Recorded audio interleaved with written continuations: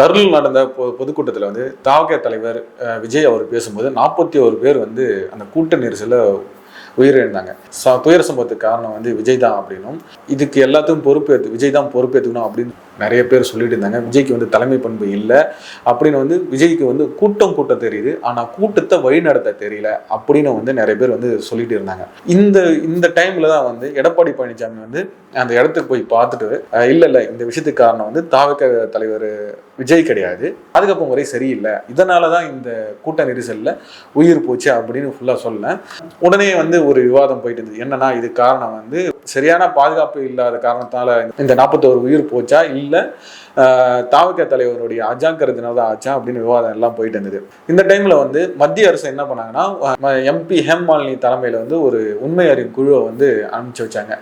இந்த உண்மை அறியும் குழு என்ன பண்ணாங்கன்னா, 3 நாள் கழிச்சு சம்பவம் நடந்ததுக்கு காரணம் வந்து யாருன்னா சரியான பாதுகாப்பு வழங்காதனால தான் ஆச்சு. இதுக்கப்புறம் வந்து எந்த ஒரு பொதுக்கூட்டம் நடந்தாலும் எந்த ஒரு கூட்டம் நடந்தாலும் பாதுகாப்பு வழங்க வேண்டியது தமிழக அரசுடைய கடமை, இதுக்கப்புறம் இதே மாதிரிலாம் நடக்கக்கூடாது அப்படின்னு வந்து அந்த உண்மை அறியும் குழு MP ஹேம்மாலினி தலைமையில் உள்ள உண்மை அறியும் குழு வந்து சொன்னாங்க.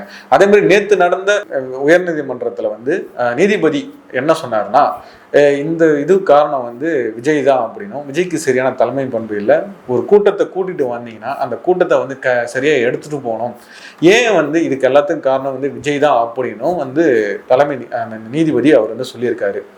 ஓகே, இந்த மாதிரி போயிட்டு இருக்கும்போது ஒரு நியூஸ் வந்து நம்மளுக்கு கிடைச்சிருக்கு. ஓகே, என்னன்னா இது வரைக்கும் வந்து தனித்து நிற்கணும் அப்படின்னு உறுதியாக இருந்த விஜய் கரூரில் நடந்த துயர சம்பவத்துக்கு அப்புறம் பாஜக கூடவும் அதிமுக கூடவும் கூட்டணி வைக்க போறதாகவும், இந்த 3 கூட்டணி இணைஞ்சா தமிழக அரசியல் வரலாற்று ஒரு புதுமையான மற்றும் ஒரு ஆச்சரியம் மூட்டும் இடஒதுக்கீடு வந்து நடக்கும் அப்படின்னு கூறப்படுகிறது.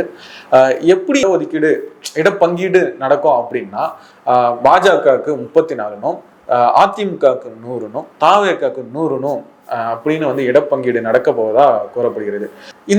இதுல வந்து மெயினா இன்னொரு விஷயம் என்னன்னா, இவங்கதான் வந்து முதலமைச்சர் அப்படின்னு சொல்லி அனௌன்ஸ் பண்ணிட்டு தான் அடுத்த வேலையை வந்து ஆரம்பிப்பாங்க. ஆனா இந்த வாட்டி அப்படி பண்ணா வேண்டாம், எல்லாரும் வந்து தேர்தலில் வந்து போட்டிடுவோம், யார் அதிக ஓட்டு வாங்கி ஜெயிக்கிறாங்களோ அந்த கட்சி தான் வந்து முதலமைச்சர்னும், அடுத்த 2வது இடத்துல இருக்கிற கட்சி வந்து துணை முதலமைச்சரா ஆகலாம் அப்படின்னு வந்து ஒரு தங்களுக்குள்ள ஒரு அக்ரிமெண்ட் போட்டதா வந்து ஒரு நியூஸ் போயிட்டு இருக்கு. பாஜக என்ன பிளான் பண்றாங்கன்னா, DMK வந்து அப்படிங்கிற ஒரு கட்சி வந்து இருக்கவே கூடாதுன்ற ஒரு முனைப்புல வந்து வேலை செஞ்சுட்டு இருக்காங்க.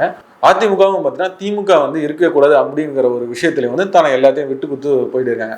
அதே மாதிரி அதிமுக தலைமையில வந்து பாஜகவும் தாவேகாவும் இணைஞ்சாங்கன்னா திமுகவை எளிதில் வீழ்த்தலாம் அப்படின்னு பாஜகவுக்கு ஒரு நம்பிக்கை இருக்கு. தாவேகாவுக்கு வந்து பாஜக தேசிய அளவில் இருக்கிற ஒரு பலமும் அதிமுகவுடைய வாக்கு வங்கியும் இருந்தா ஈஸியா வந்து திமுகவை வந்து வீழ்த்திடலாம் அப்படின்னு ஒரு பிளான் போட்டு இருக்கிறதாகவும் நியூஸ்லாம் வந்துட்டு இருக்கு. ஆனா இங்க இன்னொரு இஷ்யூ வந்து என்ன வந்துட்டு இருக்குன்னா, இந்த தொகுதி பங்கீடு தான். அதிமுக வந்து பார்த்தீங்கன்னா ஒரு பொன்விழா ஆண்ட கட்சி, ரொம்ப காலமா இருக்கிற கட்சி. இந்த கட்சி நேத்து வந்த ஒரு கட்சி கூட வந்து சரிசமமான தொகுதி பங்கீட்டுக்கு இணைவாங்களான்னு ஒரு டவுட்டும், இதற்கு வந்து இணைஞ்சு வந்து அந்த அவங்களுடைய அதிமுக தொண்டர்கள் வந்து கூட செஞ்சு வேலை செய்வாங்களா அப்படின்ற ஒரு கேள்விக்குறி இங்க வந்து எழும்புது.